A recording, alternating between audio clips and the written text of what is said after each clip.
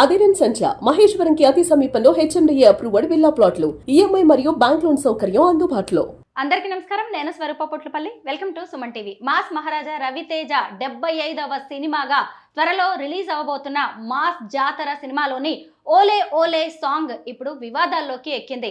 ముఖ్యంగా ఈ పాటలో ఉన్న కొన్ని పదాలు, బూతులు, తిట్లు అంటూ ప్రేక్షకులు ఫైర్ అవుతున్నారు. ప్రస్తుతం నాతో పాటు ఉన్నారు సీనియర్ ఫిల్మ్ జర్నలిస్ట్ క్రిటిక్ ప్రభు గారు. ఆయనతో మాట్లాడి ఈ పాట గురించి అనేక విషయాలు తెలుసుకుందాం. నమస్తే ప్రభు గారు. మీరు కూడా వినే ఉంటారు ఓలే ఓలే పాట. ఆ పాటలో వస్తున్న కొన్ని పదాలు నేనైతే చెప్పడానికి కూడా ఇష్టపడట్లేదు. మీకు ఏమనిపించింది ఆ సాంగ్ విన్నప్పుడు? మీరేదో బూతులు అన్నారు, బూతుల్లో కనిపించినాయా మీకు? అంటే కొంచెం వాటిని మనం తిట్టడానికి ఉపయోగిస్తాం కదా పల్లెటూళ్ళల్లో. నీ అమ్మ, నీ అక్క, నీ ఆలి, ఇట్లాంటివన్నీ కూడా తిట్లుగా వాడేటువంటి పదాలని దీనికి వాడారు. అది యాక్చువల్గా తిట్లు కాదు. ఈ సందర్భంలో వాడింది తిట్ట కోసం వాడినటువంటిది కాదు. ఆ పిల్లని ఎప్రిషియేట్ నీ అమ్మ, నీ యొక్క అదే గతంలో కూడా ఎన్నో పాటల్లో ఎవరికన్నారు నిన్ను ఇంత అందంగా అనేటువంటి అప్రిషియేషన్ తల్లిదండ్రులను ఇది చేసినటువంటి ఆ పిల్ల తల్లిదండ్రులు ఇది చేసి మాట్లాడినటువంటి సందర్భాలు ఉన్నాయి. కానీ దీంట్లో ధ్వని మాత్రమే తప్ప నిజంగా సాహిత్యంలో బూతు లేదు. ధ్వని మాత్రం అలాగే ఉంది. తిట్లునే దీనిగా వాడుకున్నట్టు పల్లెటూరులో కానీ ఎక్కడైనా వాడుకునేటువంటి తిట్ల రూపంలో వాడేటువంటి వాటిని పాటకి పల్లవిగా చేయటం అనేటువంటి జరిగింది. యాక్చువల్గా అంత ఇదిగా ఆక్షేపణీయం కాదు, కానీ ఆ సౌండింగ్ అనేది మాత్రం నిజంగా ఆక్షేపణీయం. కానీ ఆ స్టెప్పులు ఎంత బాగున్నాయో, ఫుల్ జోష్తో చేస్తూ ఉన్నారు. మాస్ మసాలా జాతర సాంగ్. ఆ జాతర సాంగ్లో దీన్ని ఏమి సమర్థించలేము. ఇలాంటి ట్యూనింగ్ని, ఇలాంటి పదాలని వాడటం అనేటువంటిది సమర్థించలేము. కానీ నిజంగా తర్వాత రిమైనింగ్ చరణాల్లో కానీ వాటిల్లో కానీ చక్కని ఇదే ఉంది. యాక్చువల్గా ఈ సందర్భంలో కానీ ఈ రీసెంట్ టైమ్స్లో మన సినీ సంగీత సాహిత్యాల గురించి మనం అంత తక్కువ సాహిత్య విలువల గురించి వాటి గురించి అంత తక్కువ మాట్లాడుకుంటే అంత బెటరు. ఎందుకంటే ఇప్పుడు కొత్తగా సాహిత్యపరమైనటువంటి పాటలు భావుకత్వానికి, భావోద్వేగానికి సంబంధించిన పాటలు ఎక్కువగా రావట్లేదు. ఎక్కువగా మ్యూజిక్ డైరెక్టర్స్ ఇస్తున్నటువంటి మాస్ ట్యూన్స్కి మాత్రమే రైటర్స్ రాస్తున్నారు.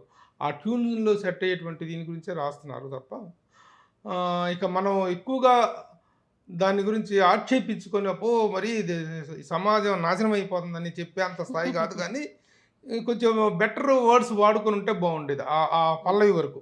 మిగతా చరణాల్లో కానీ మిగతా మ్యూజిక్లో కానీ ఆ మాస్ బీటు, ఆ మాస్ అప్పీలు, ఆ టైటిల్కి తగ్గట్టుగా అందులో రవితేజ లాంటి ఒక ఎనర్జెటిక్ స్టార్ చేసినప్పుడు ఉండేటువంటి ఆ ఊపు అవన్నీ దాంట్లో ఉన్నాయి. అందులో శ్రీలీల కాంబినేషన్, వాళ్ళిద్దరి గతంలో కూడా చాలా super duper hit combination songs ఉన్నాయి.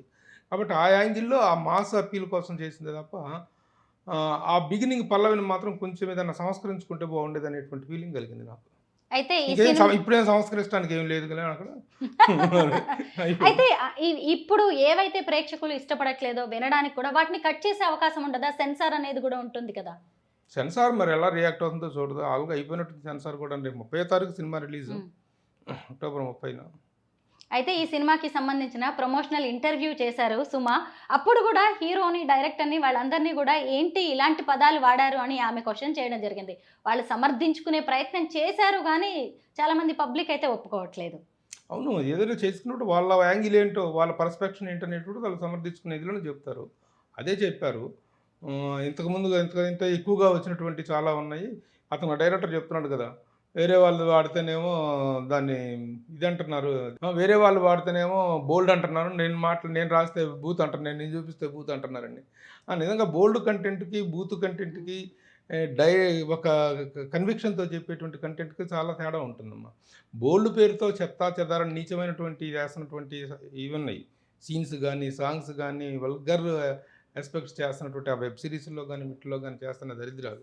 సో ఇక్కడ బూత్ అనేది లేదు, కానీ బూత్ ధ్వనించింది. అది ఆ తేడాన్ని గమనించుకోవాలి.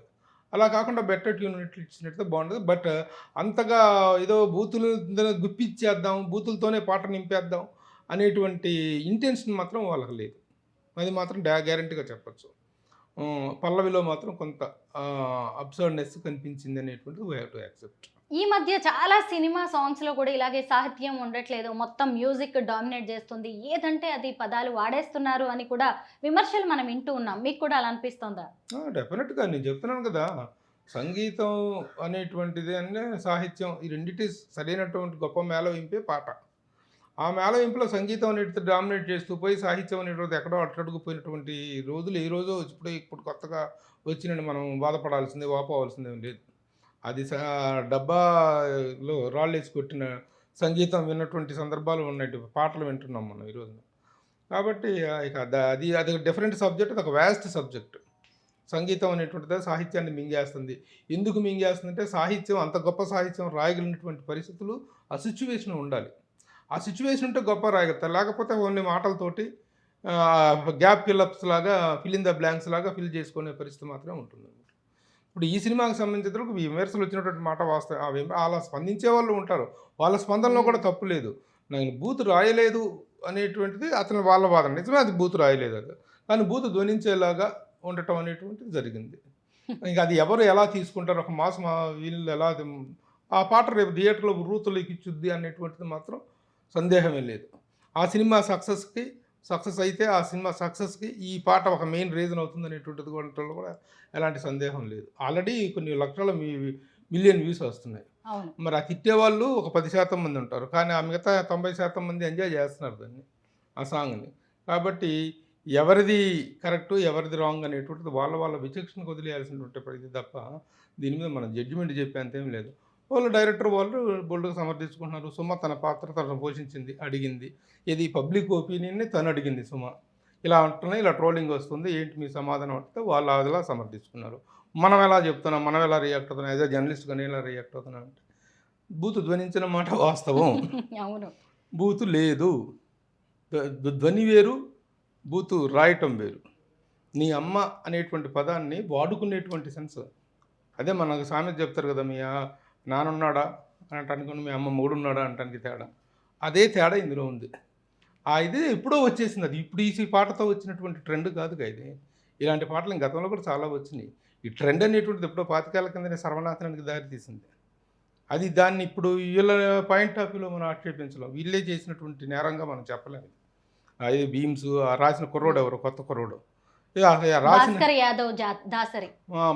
యాదవ్ దాసరి ఇంకో పేరు కూడా వినిపిస్తుంది. కాసర్ల శ్యామని ఇంకొక వెబ్సైట్స్లో ఎక్కడో రాంగ్ రాశారు. నేను కాసర్ల శ్యామకు ఫోన్ చేసి, ఏంటయ్యా ఇలాంటి సాంగ్ నువ్వే రాసావా అని అంటే, నువ్వు అయ్యో నేను రాలేదన్నా, నాకు సంబంధం లేదని తను వివరణ ఇవ్వడం జరిగింది.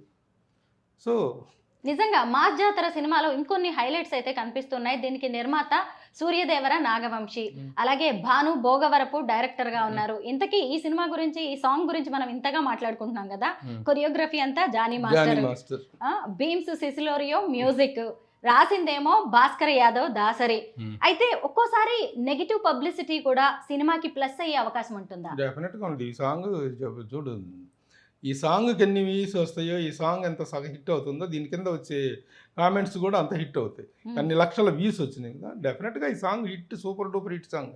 డెఫినెట్గా ఈ సాంగ్ కోసం థియేటర్లో వెయిట్ చేసేటువంటి పరిస్థితి డెఫినెట్గా ఉంటుంది. అలాగే డైరెక్టర్ కూడాను చాలా మాస్ అపీల్ ఉన్నటువంటి వాటికి మన సామాజిక వర్గంలోని సినిమా ఎంత నీట్గా తీసాడు, చాలా చక్కగా చేశాడు.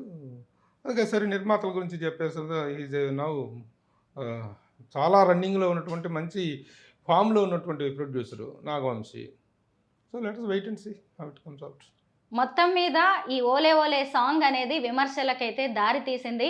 సినిమా హిట్ అవుతుంది, లేదు అంటే చాలా రోజుల తర్వాత మళ్ళీ ఎనర్జెటిక్ స్టార్ అయిన మాస్ మహారాజాని మనం స్క్రీన్ మీద చూడబోతున్నాం అని చెప్పి ప్రేక్షకులు ఎదురు చూస్తున్నారు. థ్యాంక్ యూ సో మచ్ ప్రభు గారు.